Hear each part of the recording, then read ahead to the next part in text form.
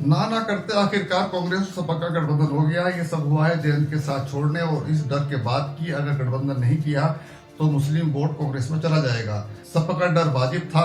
मुस्लिमों का कांग्रेस की ओर तेजी से रुझान बढ़ा है। मुस्लिमों का कहना है कि अगर गठबंधन नहीं होता तो भले ही कांग्रेस हार जाती, वोट कांग्रेस को ही देना था, सपा और बसपा को वोट नहीं देना था। मुसलमानों में यह बदलाव तब से आया है जब से अखिलेश यादव ने मुस्लिम मुद्दों से मुंह मोड़ा है और मायावती ने मौन धारण कर लिया है। विकल्प के तौर पर मुसलमानों को कांग्रेस ही दिखाई दे रही है। वैसे भी जिन प्रदेशों में क्षेत्रीय दल नहीं है वहां मुसलमान कांग्रेस को ही वोट करते हैं, जैसे राजस्थान, मध्य प्रदेश, गुजरात, कर्नाटक, तेलंगाना आदि आदि प्रदेश देखे जा सकते हैं। कांग्रेस और आपके बीच भी गठबंधन होता दिख रहा है। भले ही आप दिल्ली विधानसभाओं में प्रचंड बहुमत हासिल करती हो, लेकिन लोकसभा की 700 सीटें भाजपा जीतती रही है। आपका वोटर भले ही मुख्यमंत्री के तौर पर अरविंद केजरीवाल को पसंद करता रहा है, लेकिन लोकसभा चुनाव में भाजपा उसकी पहली पसंद बन जाती है। दिल्ली नगर निगम चुनाव में मुसलमानों ने कांग्रेस को वोट दिया था। अगर आप और कांग्रेस का गठबंधन होता है तो दिल्ली में भाजपा को कुछ सीटों पर हराया जा सकता है। सीटों के बंटवारे में कांग्रेस को वही सीटें मिली हैं जिन पर उसका कभी असर रहा करता था। सपा कांग्रेस गठबंधन का सीधा असर 25 सीटों पर दिखेगा। 13 सीटें मुस्लिम बाहुल्य वाली हैं। हालांकि 2019 के चुनाव में भाजपा इनमें से 5 सीटें जीतने में कामयाब रही थी। इन सीटों पर मुस्लिमों की आबादी 35 से लेकर 45% तक बताई जा रही है। 2009 के चुनाव में सपा ने 23 तो कांग्रेस ने 21 सीटें यूपी में जीती थी। इन दोनों पार्टियों का वोट प्रतिशत भी भाजपा से कहीं अधिक था, लेकिन 2014 और 2019 के चुनाव में इनका वोटिंग प्रतिशत काफी नीचे चला गया। राजनीतिक जानकारों का मानना है कि सपा और कांग्रेस के एक साथ आने से मुस्लिम वोटों का बंटवारा काफी हद तक रुक सकेगा। बसपा भी कई सीटों पर मुस्लिम उम्मीदवार उतारेगी और मुस्लिम बाहुल्य वाली सीटों पर ही उतारेगी। बसपा के मुस्लिम दाव पर वोटों का बंटवारा रोकने के लिए सपा और कांग्रेस की रणनीति कितनी कारगर होती है ये समय बताएगा। बसपा मुस्लिम वोटों का बंटवारा कराने में सफल रही तो इसका सीधा नुकसान सपा कांग्रेस गठबंधन पर पड़ेगा, लेकिन मुसलमानों में चर्चा है कि इस बार बसपा के मुस्लिम उम्मीदवार को भी वोट नहीं देना है। अगर ऐसा हुआ तो मुस्लिम वोटों का बंटवारा किसी हद तक, बल्कि बहुत हद तक रुक सकता है। लोकसभा चुनाव में भाजपा पूरी तरह से हिंदुत्व और राम मंदिर के आश्रय है। उसे लगता है कि मंदिर के नाम पर पूरा हिंदू समुदाय उसे एक तरफा वोट करेगा, लेकिन क्या ऐसा ही है? युवा रोजगार को लेकर सड़कों पर हैं, पुलिस भर्ती परीक्षा को लेकर आक्रोश है, दूसरी ओर महंगाई और भ्रष्टाचार को लेकर भी लोगों में संतोष दिख रहा है। यह संतोष सड़कों पर दिख रहा है, लेकिन गोदी मीडिया उसे कवर नहीं करता।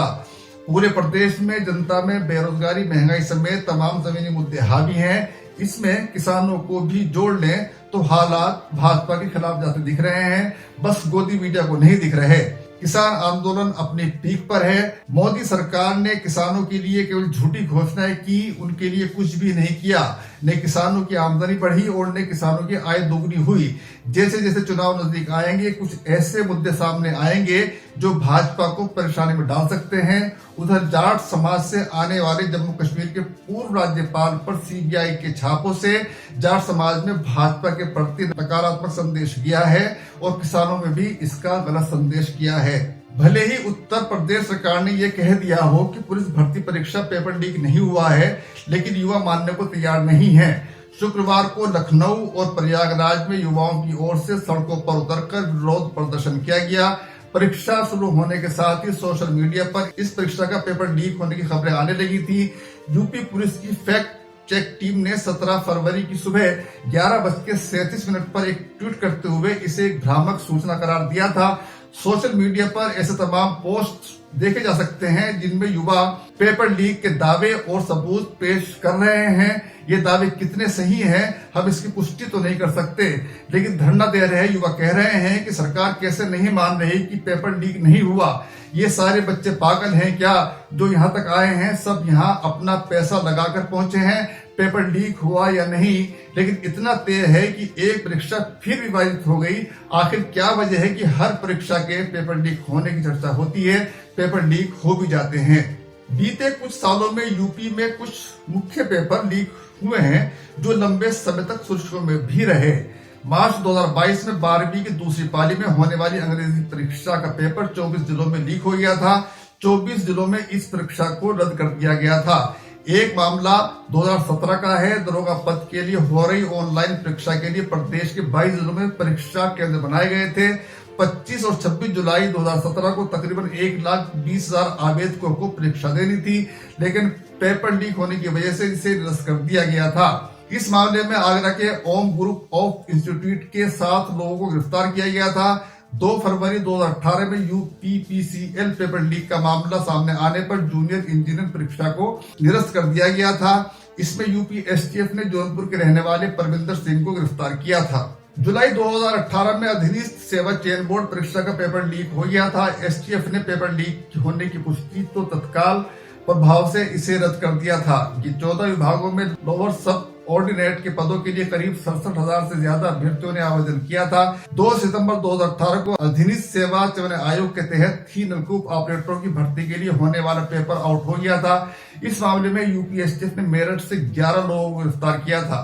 अगस्त 2021 में प्रिलिमिनरी एलिजिबिलिटी टेस्ट हुआ था। 75 जिलों में लगभग 70,000 सीसीटीवी कैमरों से इस परीक्षा की निगरानी की जा रही थी, लेकिन फिर भी पेपर आउट हो गया था।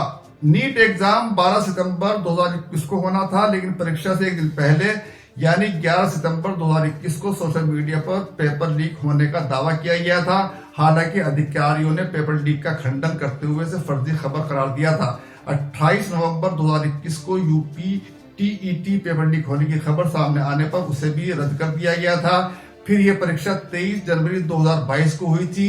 इस तरह पेपर लीक होने का इतिहास पुराना है, इसलिए यह नहीं कहा जा सकता कि पुलिस भर्ती पेपर लीक नहीं हुआ होगा। कुछ तो है जिसकी पर्देदारी है। आखिर युवा सड़कों पर हैं, धरना प्रदर्शन कर रहे हैं, दोबारा परीक्षा होने की मांग हो रही है। इस मांग को सरकार मानेगी या नहीं ये अलग बात है, लेकिन फिलहाल युवा सड़कों पर है और दोबारा परीक्षा करने की मांग कर रहा है। हरियाणा में किसान और पुलिस के बीच फिर से टकराव हुआ है। किसान आंदोलन के चलते खनौरी बॉर्डर जा रहे किसानों पर पुलिस ने लाठियां भांजी और साथ ही किसानों पर आंसू गैस के गोले भी छोड़े, जो बहुत दिन से छोड़े जा रहे हैं। पुलिस की गाड़ी में तोड़फोड़ की भी सूचना मिली है। हिसार के खेड़ी चौपटा का यह मामला बताया जाता है। शुक्रवार दोपहर को जब किसान खनौरी बॉर्डर के लिए निकले तो पुलिस ने उन्हें रोकने का प्रयास किया।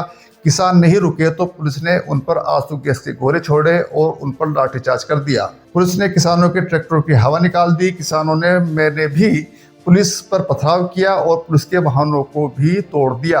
हिसार के खेड़ी चोपटा के पक्के मोर्चे पर किसानों ने शुक्रवार दोपहर बाद खनौरी बॉर्डर जाने का आह्वान किया था। यहाँ पर 18 फरवरी से किसानों का धरना चल रहा है। देखना यह है कि आखिर कब तक किसानों और पुलिस के बीच टकराव चलेगा, कब तक हरियाणा पुलिस आंसू गैस के गोले दागेगी, उन पर लाठियां भाजेगी। किसानों पर जो रासुका की कार्रवाई होनी थी उसको रोक दिया गया है। ये किसानों की एक बड़ी जीत है। देखना यह है कि आखिर कब तक हरियाणा सरकार किसानों पर जुल्म और दमन करेगी। किसान अपनी मांग पर अड़े हुए हैं। उन्हें जब तक एमएसपी की गारंटी नहीं मिलती वो हटने के लिए तैयार नहीं है। फिलहाल किसानों ने 29 फरवरी तक अपना आंदोलन स्थगित कर दिया है। 29 फरवरी के बाद क्या रणनीति बनेगी, किस तरीके से यह आंदोलन चलेगा, ये देखने वाली बात होगी। बहुत बहुत शुक्रिया।